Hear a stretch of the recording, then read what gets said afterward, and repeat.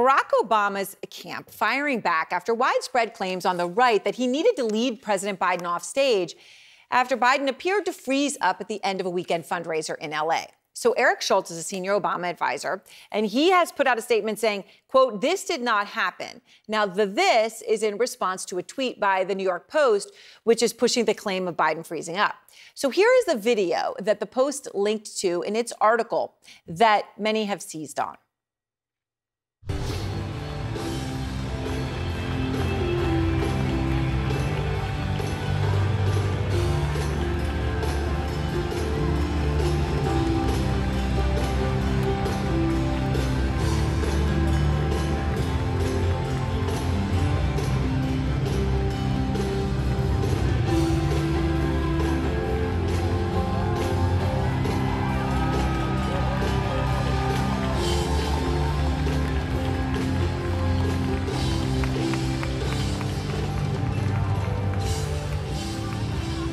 All right, now there are still questions about what exactly happened there, but that clip comes just days after the far right used selectively edited video to claim that Biden was wandering off like some dementia patient from other world leaders during the G7. So I want to show you the video that they used to push that narrative. And it looks like, right, he's now, you see, okay, like staring off, it looks bad, right? Well, when you extend it a little bit longer and it's unedited, you see a different story. You see that Biden briefly turned away and walked over, not to the middle of nowhere, but to give a thumbs up to several parachutists, so that you actually see them there, along with a parachute rigger who is kneeling on the ground. So he wasn't just wandering off, right? He was interacting with somebody. So let's go straight to Arlette Saenz at the White House. Arlette, I want to note you were there at that fundraiser where we just showed the video of former President Obama and President Biden together on stage. So, and I know it was a packed room. It was all kinds of celebrities, raised nearly $30 million. What can you tell us about, what happened and what the White House is saying happened that night? Well, Aaron, this moment came at the end of the fundraiser as the conversation between President Biden, President Obama, and Jimmy Kimmel was ending. All three men stood up. The music came up in the room, and they went around the stage waving, giving thumbs up. And President Biden looked out at the crowd for a few seconds before walking off the stage with former President Barack Obama. Now, there have been Republicans and right-leaning media outlets who have used this moment to say that President Biden froze and that he had to be led off the stage by President Obama. That is something that the White House and also Obama allies have been pushing very hard back against since this video was released. As you mentioned, one of President Obama's former advisors, Eric Schultz, tweeted that this did not happen. Andrew Bates, a spokesperson here at the White House, said in a post on X, quote, "By pretending the president taking in an applauding crowd for a few seconds is somehow wrong. All they're really admitting is, once again, is they can't take on the leadership that's fueling the strongest economic growth in the world and bringing violent crime to a 50-year low."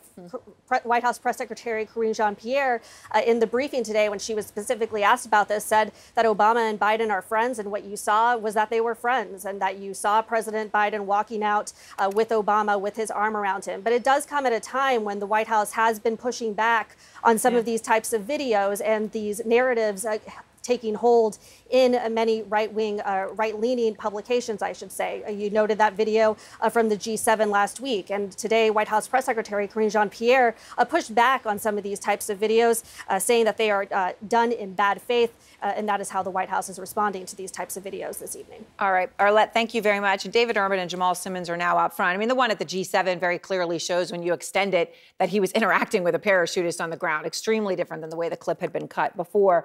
But David Urban, the White House and President Obama are pushing back. Obama is saying no, that President Biden did not freeze, that they're friends, that this did not happen the way that it is being portrayed.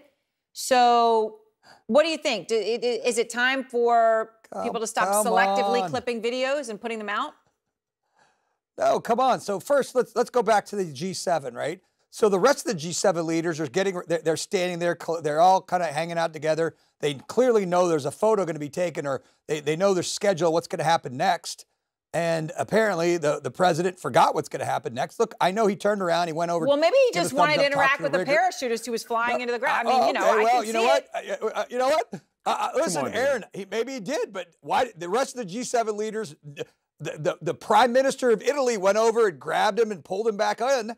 I mean, clearly there was something going on there. Look, you see it right. Watch it again. I mean, he goes over. Everyone else is standing waiting for a photo. He kind of wanders off, and they're like, until hey, the parachutist comes in, it's disturbing. They're trying to cover for him. They're trying to move. The whole group kind of moves with them. And she's like, look, we got to take this picture.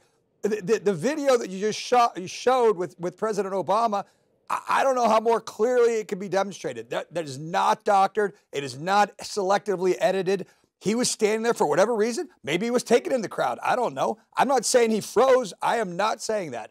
All I'm saying is that former President Obama went back, took his hand, didn't put his arm around him like, hey, Joe. He took his hand like I would take my elderly father's hand and say, come on, Dad, time to go, right? Okay. I mean, that's what it not what appears happened, like. David. That's what, listen, that's what the watched the American video 3 people times. see, Jamal. That's not what happened. So listen. First of all, let's just gather ourselves here. The President of the United States' body moves a little slower, but his mind is just as quick as ever, right? What we saw happen when he was in Europe, and keep in mind, this is a man who's been to Europe 2 times over the course of 10 days, went to Los Angeles, sat on stage, and had 40 minutes of conversation with 2 other people for the entire audience to watch before this moment that it is that you're talking about. My understanding is people in the audience were shouting and yelling at him. He's taking things in. The president comes over by Obama, touches him on the hand, actually, lets him go. They walk away. Then he puts his arm around him as they walk off. Watch it again, and you'll see it. He did not hold him by the hand the way you would hold a child. David, That's just actually not true. To this point, David, can I just say, I was with him at a town hall a few years ago. I was with him a few weeks ago at an interview, and then afterwards he stays around. He talks to people and interacts with them until basically he's forced to leave. Is it possible, David, that this is just who he is? Yes, he's older. Yes, he moves slower. There's no question about that. But he wants to talk to someone, and until someone comes and pulls him away, he's going to continue the conversation. Aaron, your viewers probably don't recall this, but I was Senator Arlette Specter's chief of staff.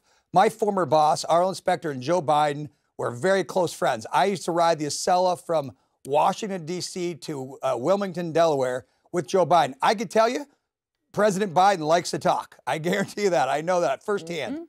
Okay? But I can also tell you that President Biden is a different person than he was then and a different person than he was 4 years ago. Look, it's natural. Father Time is undefeated. It's all our fates. You're going to slow down. And Jamal, listen, I hope he can do all those things because he is running to be the leader of the free world, the most important job in the world. So I hope he's up to it. I hope he can get on planes and fly. That's the job requirement. If he can't do it, he shouldn't apply. Well, look, we're in about 10 days or so, 8 days, we're going to see that right here on CNN, right? We're going to have a debate where we're going to see the President of the United States stand on stage and have to do it the same way he did it at the State of the Union address. So remember, what we're hiring here, we're hiring for president. Hold on one second, David. What we're hiring here is we're hiring judgment. And what you're trying to argue is that because his body is slower, that his judgment is not sound.